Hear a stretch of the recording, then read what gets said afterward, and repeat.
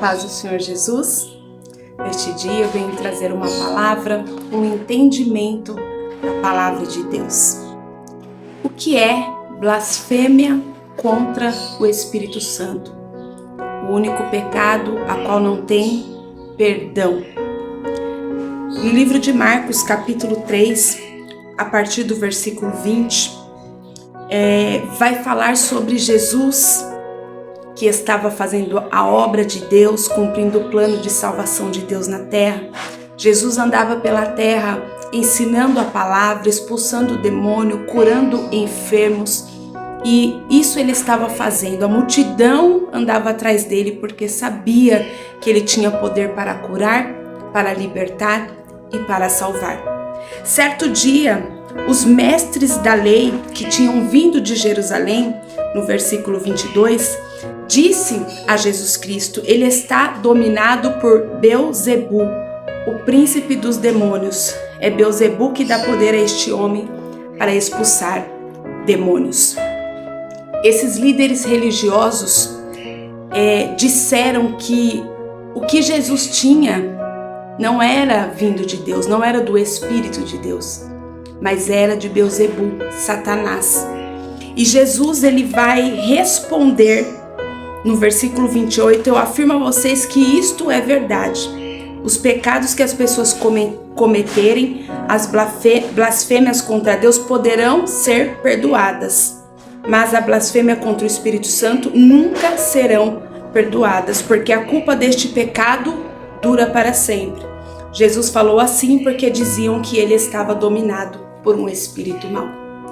Então, quando uma pessoa tem consciência, porque eu quero dizer para você que os líderes religiosos tinham consciência, sabiam que Jesus Cristo era sim o enviado de Deus, tanto que você vai ver lá em João 3, quando Nicodemos vai se encontrar com Jesus, ele diz para Jesus: não pode uma pessoa fazer os sinais que o Senhor faz se não for enviado de Deus. E ali Nicodemos, ele era um líder dos judeus, ele era um membro da mais alta corte judaica, ele era o líder dos religiosos. Então eles sabiam que Jesus era enviado de Deus, que o que Jesus fazia era de Deus, e estavam atribuindo a Satanás. E Jesus nesta passagem vai explicar que nenhum reino que luta contra si próprio pode permanecer de pé. Como poderia ele, sendo Beelzebu, expulsar os demônios? Ou seja, logo esse reino não subsistiria, não permaneceria de pé, porque não existe, algo desunido, dividido que possa permanecer de pé. Não tem como.